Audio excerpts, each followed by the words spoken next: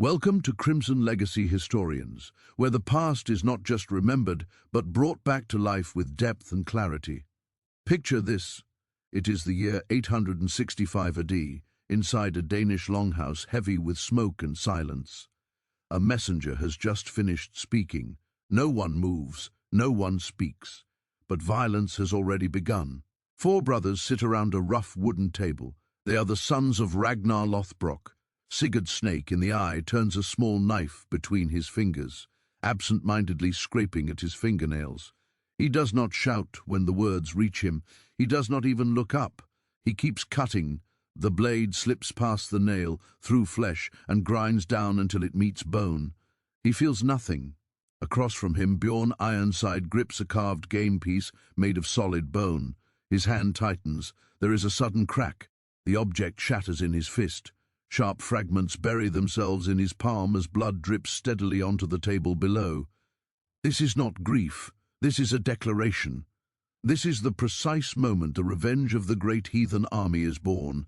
Before we dive deeper into these forgotten stories of survival, violence, and power, if you enjoy uncovering the hidden truths of history, consider hitting the like button and subscribing for more content like this, and leave a comment below telling me where you're listening from. It's remarkable that we can explore these ancient stories together, separated by oceans and centuries, yet connected by the same curiosity about the past. To understand this reaction, you have to understand the insult. The messenger's words were clear. King Aella of Northumbria had not merely killed Ragnar, he had tortured him. He had thrown the legendary Viking into a pit of vipers and left him to die slowly, stripped of armor, stripped of dignity. Aella wanted the world to see Ragnar as just another man. But as the venom spread through his body, Ragnar laughed. And with his final breath, he spoke a prophecy meant to haunt his enemies. How the little piglets will squeal when they hear how the old boar suffered. King Aella believed he had ended a threat. What he had done instead was light a fuse. He forgot that the old boar had sons, and those piglets were now the most dangerous war leaders in Europe. In Denmark, the response was immediate. There were no tears, no mourning rituals, only preparation. Sigurd pulls the knife free from his ruined finger. Bjorn wipes the blood from his hand. Messengers are sent in every direction, reaching the far edges of the Viking world. This would not be a raid for silver, not for slaves, not for glory. Warriors flocked to their banner from Norway, Sweden, and Ireland. Rivals put aside old feuds. Mercenaries refused payment just to be part of it. They were all drawn by the magnitude of the target. King Aella believed he was safe in his stone fortress across the sea. He had no idea that he had just summoned a force unlike anything England had ever seen. The Great Heathen Army was launching, and they were coming to ensure that every single person involved in Ragnar's death would die screaming. In late 865 AD, the sentries on the coast of East Anglia looked out at the horizon and saw something that stopped their hearts. Usually, a Viking alarm meant 3, maybe 5 long ships, fast hit-and-run raiders. But this time, the horizon itself seemed to be moving. Hundreds of dragon-headed prow cut through the mist. This wasn't a raiding party. It was a floating city. It was a migration of death. Historians call it the Great Heathen Army, but the Anglo-Saxon Chronicle simply refers to it as the melee here, the great host. It wasn't just warriors. It was smiths, women, children, and horses. They weren't coming to steal silver and leave. They were coming to take the land, burn the crops, and dismantle music, the kingdoms of England, brick by brick. And at the head of this massive force was not the strongest brother, Bjorn, or the most stoic Sig. It was the Ivar Boneless. History has debated for centuries why he was called boneless. Was it a brittle bone disease, inability to walk, or was it a metaphor for his unnatural flexibility in combat? The sagas tell us he was often carried into battle on a shield. But make no mistake, Ivar was the brain of the operation. While his brothers were fueled by rage, Ivar was fueled by a cold mathematical cruelty. He understood that to kill a king like Aella, you didn't just need music axes, you needed a strategy. Ivan knew that Northumbria was too strong to music attack directly from the sea, So he made a move that confused everyone. He didn't sail north to Illa. He landed his massive fleet in East Anglia. He bypassed his target. Why? Because Ivar was playing the long game. He terrorized the locals of East Anglia, not into fighting, but into submission. He demanded horses. He turned his seaborne infantry into a mounted cavalry. He spent the winter gathering intelligence, sharpening blades, and letting the fear of his presence drift north like a plague. He was letting King Aella wait. He was letting the dread build. Ivan knew that the anticipation of pain is often worse than the pain itself. By the time the snow melted in 866, the Great Heathen Army was no longer just a mob of angry Vikings. Under Ivar's command, they had become a professional machine of war, mounted, supplied, and hungry. They turned their eyes north. The little piglets were done grunting. It was time to hunt the boar. While the Great Heathen Army was sharpening its axes in East Anglia, the kingdom of Northumbria was busy destroying music itself. Was the perfect storm. The Northumbrians were embroiled in a bitter civil war. The usurper King Aella, the man who killed Ragnar, was fighting against the rightful king, Osbert. They were so consumed by their hatred for each other that they didn't notice the shadow creeping up from the south. Civil war as a gift to an invader, and Ivar the Boneless accepted it with open arms. In the autumn of 866 AD, Ivar made his move. He marched the army north, utilizing the horses he had extorted from the East Anglians. They moved with terrifying speed, bypassing smaller villages, aiming straight for the heart of the north, the ancient Roman city of York. But Ivar didn't just choose the target, he chose the time. He waited for November 1st, All Saints' Day. Consider the brilliance of this. On All Saints' Day, the entire noble class, the military commanders, and the bishops would be gathered inside the cathedrals. They would be unarmed, distracted, and deep in prayer. They were expecting a feast. They were expecting divine protection.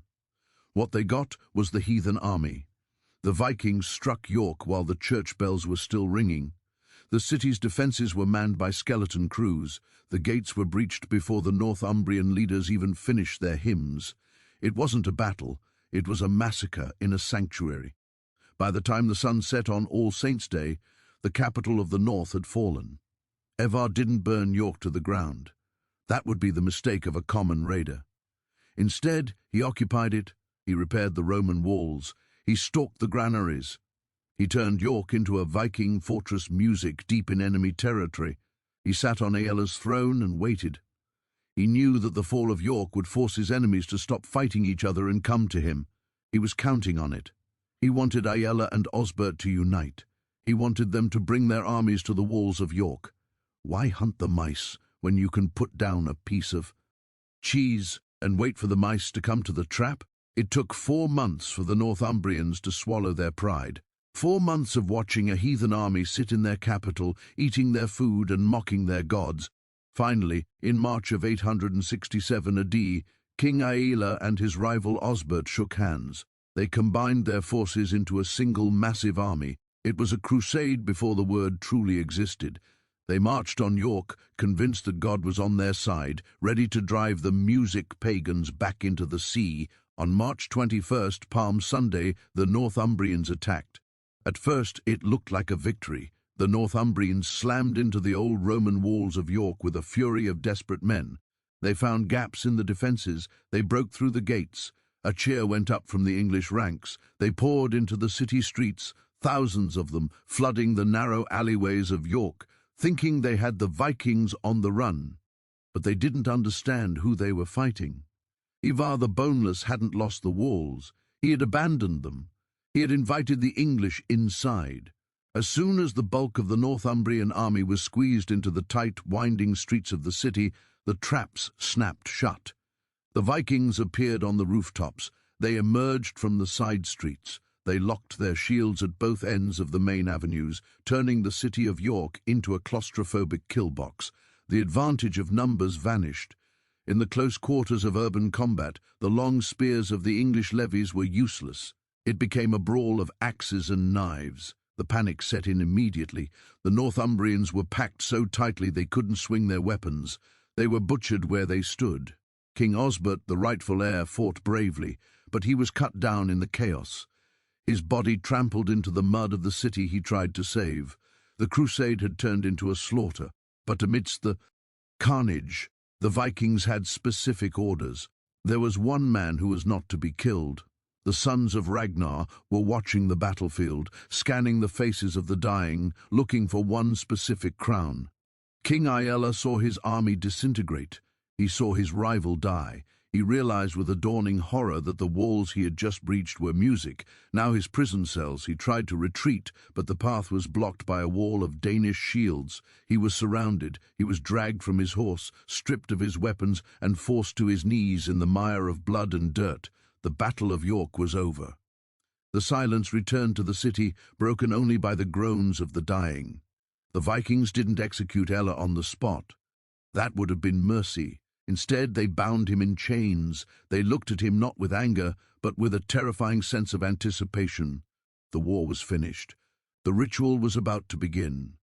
The Great Hall of York had seen many kings, but had never seen a trial like this. King A was dragged into the center of the room. He was covered in mud and blood, his royal robes torn, his crown long gone. Around him stood the victorious chieftains of the Great Heathen Army. But Aella's eyes were fixed on the four men sitting on the dis, the sons of Ragnar. Bjorn Ironside sat with his massive arms crossed, looking at Aella like a butcher looks at a side of beef. Upper played with the handle of his axe. Sigurd Snake in the eye watched with that unnerving, unblinking stare. But the terrifying presence in the room was the man who couldn't even stand up. Even Father Boneless lay on a pile of furs, his twisted legs useless, but his eyes burning with a cold reptilian intelligence. This was the moment the prophecy came full circle. Aella looked at them and saw the little piglets his prisoner had warned music him about. But they were not piglets, they were wolves, historical Chords don't give us a transcript of what was said, but the sagas paint a picture of terrifying intimacy. Ivar didn't scream. He didn't rage. He likely spoke softly. He would have asked Illa about the pit. He would have asked about the snakes. Did my father cry out? Did he beg? How long did it take for the venom to stop his heart? Every question was a knife twist. Ivar was forcing Aella to relive his crime, to admit that he had killed a hero without honor. Illa had denied Ragnar a weapon to die with. Now Ivar would deny Aella a quick death. In the Viking code, a clean death, a decapitation, or a sword to the heart was a mercy. It was respectful. But Aella had forfeited his right to respect. Music. He was not a prisoner of war. He was a criminal who had violated the sacred laws of conduct. There was no negotiation for ransom, no offer of exile. Ivar signaled to his guards. They didn't drag Ella to a dungeon. They dragged him out to a nearby hill. The time for talk was over. The sons of Ragnar had decided on a punishment that would echo through history, a method of execution so horrific that for centuries scholars refused to believe it was even physically possible. They prepared the ground for the Blood Eagle. The location was likely a high ridge visible to both the Viking army and the terrified survivors of York. King Aella was forced onto his stomach. His hands and feet were staked into the ground, stretching him taut. He was no longer a king. He was a canvas for Ivar's masterpiece. The Blood Eagle, or Bloden in Old Norse, is perhaps the most infamous method of execution in human history. For a long time, historians argued it was just a myth, a scary story told to frighten children. But for King Aella, on that cold Northumbrian afternoon, it was physically agonizingly real. The executioner, likely Ivar himself or a specialist chosen for his surgical precision, approached with a long knife. This wasn't a clumsy hacking, it was anatomy. First, the skin of Aella's back was sliced open. 2 long curved incisions were made along the spine from the shoulder blades down to the lower back. The skin was peeled back like flaps of parchment, exposing the layer of red muscle in the white cage of the ribs underneath. At this point, Aella would have been screaming in a way that stripped his throat raw, but consciousness crewy would have remained. Then came the hammer and chisel. This is the part that defines the torture. The executioner didn't just cut, he deconstructed. One by one, the ribs were severed, music from the spine. Crack, crack, crack. The sound of snapping bone would have echoed across the silent field. The ribs were then forced outward, bent back to resemble the spread wings of a bird. The man was being turned inside out. But the ritual wasn't finished. With the chest cavity now open to the air, the executioner reached inside. The final act was to pull the lungs out from the chest cavity and drape them over the broken ribs. As the lungs collapsed and fluttered with the dying man's final ragged breaths, the movement of the red tissue looked like the beating of wings. A blood-soaked eagle trying to take flight from the ruin of a man's body. Medical experts today suggest that Aella likely died from traumatic shock or pneumothorax, the collapse of the lungs before the process was fully complete. But the Vikings believed that if the victim cried out, he would not enter Valhalla. Aella screamed. He died not as a warrior but as a sacrifice to Odin. His body transformed into a grotesque symbol of Viking dominance. When the deed was done, Aella's body was left there, a warning to every other king in England. The debt was paid, the old boar had been avenged. But as the sons of Ragnar wiped the blood from their hands, they realized some a thing. The rage hadn't subsided, the adrenaline was still pumping. Aella was dead, but there were other kings in England, there were other torturers, and the Great Heathen Army was still hungry. With Aella dead and Northumbria broken, a normal army would have gone home. They had their revenge, they had their justice. But the Great Heathen Army didn't turn back to the sea, they turned south. Music. In 869 AD, they returned to East Anglia, the kingdom where they had first landed. King Edmund of East Anglia had given them horses 3 years earlier, hoping to buy his safety.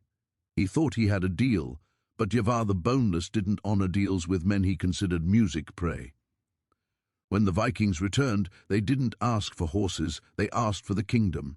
King Edmund was a pious man, a devout Christian who refused to fight a war he couldn't win, but also refused to submit to a pagan overlord. He was captured near Horkner. And here, Ivar decided to make another example. If Ella's death was about anatomy, Edmund's death was about archery. According to the Passion of St. Edmund, Ivar ordered the king to be tied to a tree. He wanted to see if the Christian god would save his faithful servant. The Viking archers lined up. This wasn't an execution by firing squad, it was torture music by volume. They fired volley after volley. They didn't aim for the heart or the head, that would be too quick. They aimed for the arms, the legs, the shoulders. The chroniclers wrote that Edmund was shot with so many arrows that he resembled a hedgehog, his body bristling with shafts, pinned against the bark of the tree, bleeding from a dozen non-fatal wounds simultaneously. Throughout the ordeal, Edmund refused to renounce his faith. He kept calling out to Christ. This infuriated Ivar. The boneless commander had no patience for martyrs. Bored with the game, Ivar gave the final order. The sword. This man stepped forward and severed Edmund's head with a single blow, tossing it music deep into the thick brambles of the forest, so his followers couldn't bury him whole. King Edmund the Martyr died not because he killed Ragnar, but because he stood in the path of the avalanche. His death sent a clear message to the remaining kingdoms of Wessex and Mercia. There is no negotiation, there is no neutrality. You either die screaming like Aella, or you die praying like Edmund. But either way, you die. By 874 AD, the Great Heathen Army had effectively decapitated 2 of the 4 great kingdoms of England. Northumbria was a puppet state, East Anglia was a graveyard. Next on the list was Mercia, the massive kingdom in the Midlands. The king of Mercia, Berg, looked at the fate of Aella and the fate of Edmund. He saw the blood eagle and the hedgehog. He realized that the sons of Ragnar were not men you could negotiate with, nor were they men you could beat. So Berg made a choice that history has judged harshly. He didn't fight, he didn't pray, he ran. As the Vikings advanced on his capital at Repton, Berg abdicated his throne. He took as much gold as he could carry and fled to Rome. He died there, music in exile, buried far from the land he was sworn to protect. It was a pathetic end to a once proud lineage. The Vikings didn't even have to unsheath their swords to conquer Mercia. Fear had done the work for them. Now look at the map of England. It is almost entirely black. Only one kingdom remained independent. the kingdom of Wessex in the south. Wessex was the last stand. If it fell, England would cease to exist. It would simply become a western extension of Scandinavia. The Great Heathen Army knew this. They turned their attention to Wessex with the weight of an avalanche. But in Wessex they found something they hadn't encountered before. They didn't find an arrogant tyrant like Aella, or a passive martyr like Edmund, or a coward like Berid. They found a young man named Alfred. At this time, Alfred was not yet the great. He was a sickly prince plagued by chronic stomach pain, often overshadowed by his warrior brother, King Aella. But Alfred possessed a weapon that Ivar the Boneless respected, a brilliant tactical mind. When the Vikings attacked Reading Music in 871, the battles were brutal and inconclusive. The losses on both sides were catastrophic.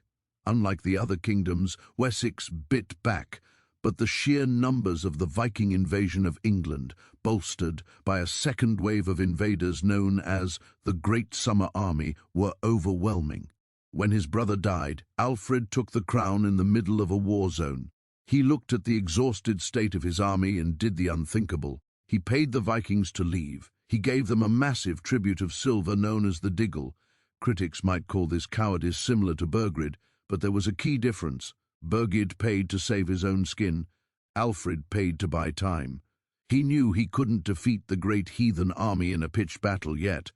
He needed to reform his military, build ships, and study his enemy. He was buying 5 years of silence. As the Vikings took the gold and settled into their conquered lands, believing Wessex was pacified, Alfred sat in the dark, watching, planning, and waiting. The sons of Ragnar had killed the torturers. They had conquered the weak. But now they were facing the architect of their downfall. In 870 AD, after the execution of King Edmund, the most terrifying man in Europe simply vanished.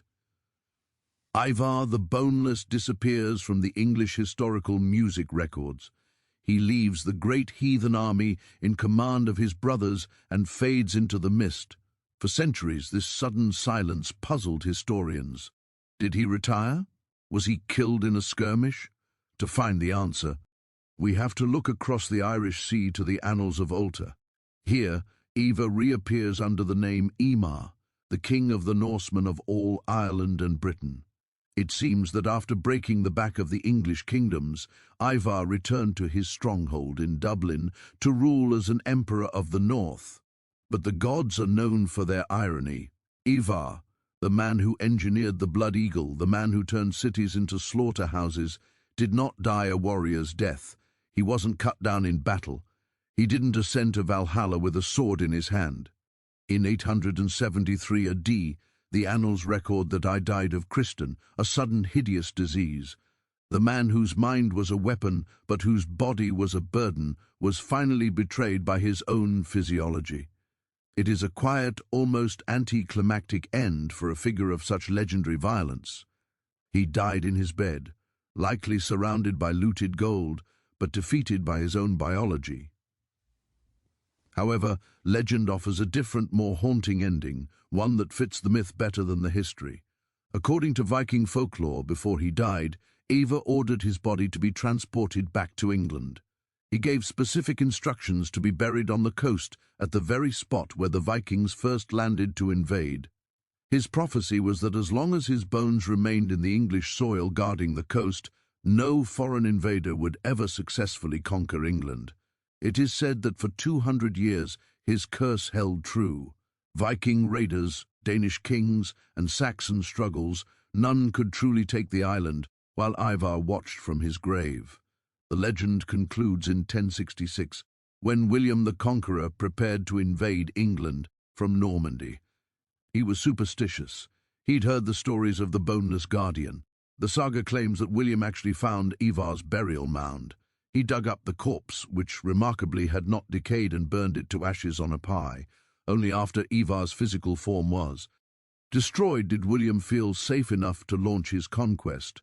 Whether he died of disease in Dublin or kept watch as a skeletal sentry on the English coast, Ivar's legacy was undeniable. He'd come to avenge his father. He left having destroyed 2 kingdoms, executed 2 kings, and fundamentally altered the DNA of Britain. The little piglet had grown into a monster that devoured the old world. But with the monster gone, the survivors were left to music pick up the pieces. The war of vengeance was over. The war for the future of England was just beginning. When the screams finally faded and the smoke cleared, the map of England had been redrawn forever. The revenge of the Great Heathen Army was a complete success. They had hunted down every single man responsible for Ragnar Lothbrok's death.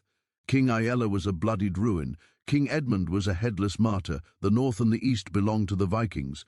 But revenge is a strange thing. It starts as a fire to burn your enemies, but it often ends up forging a new world. The Vikings didn't just kill and leave, they stayed. They traded their swords for plows. The lands they conquered became known as the Danelaw, a massive territory where Viking laws, customs and language took root. If you walk through the streets of York today, or look at place names ending in B or Thorpe across England, you're looking at the echoes of this invasion. Ragnar's death didn't just lead to the death of Aella, it led to the hybridization of a culture. The blood of the old boar and the blood of the English kings mixed in the soil to create something new. Ragnar Lothbrok died alone in a snake pit, laughing at his killers, believing his sons would bring glory to his name. And they did, but they also brought something else, chaos. And out of that chaos, the Anglo-Saxons were forced to evolve. They needed a leader who was more than just a Arya. They needed a visionary. The Great Heathen Army thought they had won the war. But in the shadow of their victory in the swamps of Wessex, the young King Alfred was done paying them off. He was done watching. He was building the very first English navy. He was designing a network of fortresses called burhs. He was preparing to do the impossible to push back the tide. The sons of Ragnar had their vengeance.